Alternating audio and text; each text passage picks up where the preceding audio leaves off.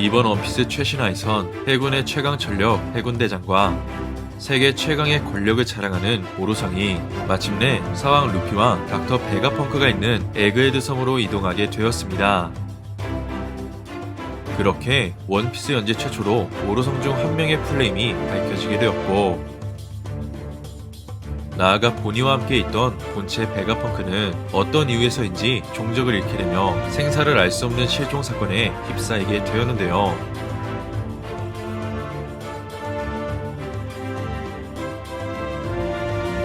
이처럼 해군대장과 오로성이 에그헤드 섬으로 출격 중인 가운데 이번 영상은 칠무의 위불과 격돌한 해군대장 로쿠규의 강함과 오로성이 지닌 이름의 비밀들을 살펴보겠습니다.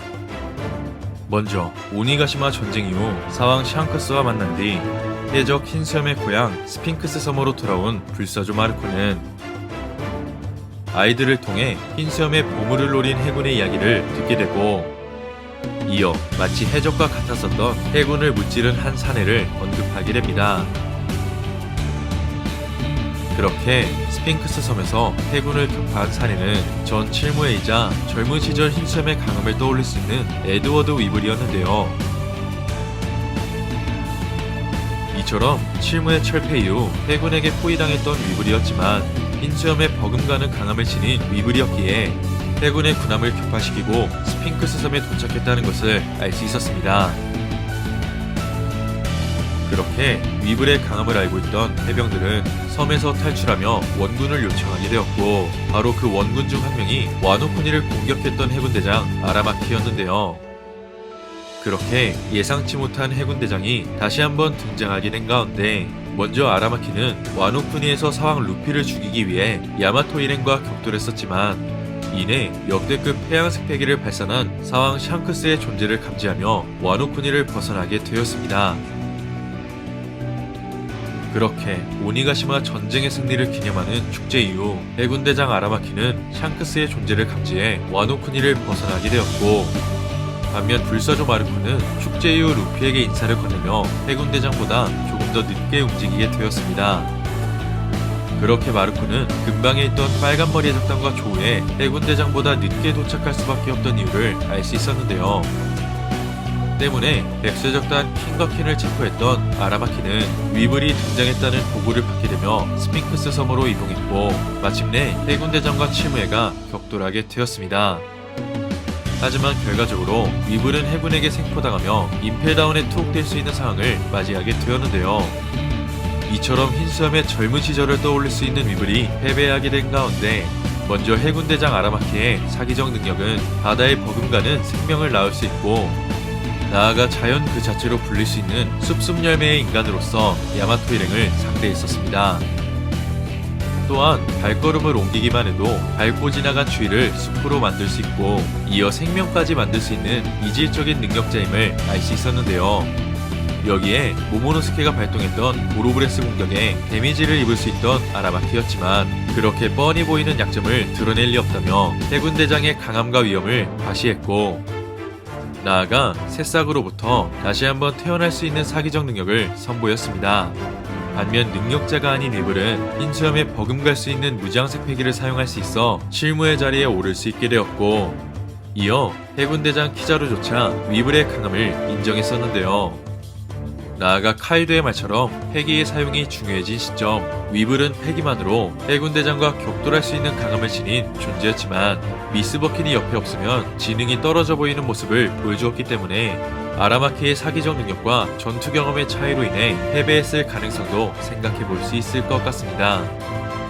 하지만 세계 정부에 감행하지 않은 나라의 인권을 짓밟던 아라마키였기에 만약 무력으로 위블을 제압했다면 세계 정부에 가입하지 않은 스핑크스 섬의 사람들은 물론 흰수염의 보물을 약탈했을 것 같은데요. 하지만 아라마키는 어째서인지 위블만을 생포한 채 스핑크스 섬을 떠나게 되었고, 이어 미스 버킨이 흰수염과 위블이 비슷한 고집이라고 말한 것을 미루어 보면 위블은 스핑크스 섬의 사람들은 물론 자신의 어머니 미스 버킨을 위협한 해군대장의 사기적 능력의 전투를 포기하며 순순히 생포되었다는 것도 예측해 볼 수 있을 것 같습니다. 때문에 해군대장과 치무에에 강렬한 격돌이 있었다면 섬이 파괴당할 수도 있었겠지만 스핑크스 섬은 아무런 피해를 받지 않았고 나아가 마을 사람들도 멀쩡했기 때문에 어쩌면 위블이 흰섬의 고향을 지키기 위해 해군대장과 거래한 내용도 언젠가는 밝혀지게 될 것 같습니다.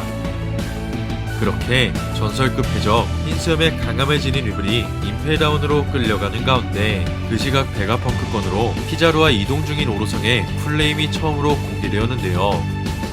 이처럼 세턴이라는 뜻은 태양계 행성 중 하나인 토성이고 나아가 과거에 망원경이 발명되기 전에는 맨눈으로 볼 수 있던 태양계 행성들이 수성, 금성, 화성, 목성, 그리고 토성뿐이었기에 오로성이 5명인 이유와 각각의 이름도 예측해 볼 수 있을 것 같습니다. 먼저 언제나 같은 위치에 자리 잡고 있는 오로성의 연출을 보게 되면 토성이 맨 끝에 앉아있듯이 만약 요일별로 추론해 생각해 본다면 화성, 수성, 목성, 금성, 그리고 토성이 될 수 있을 것 같은데요.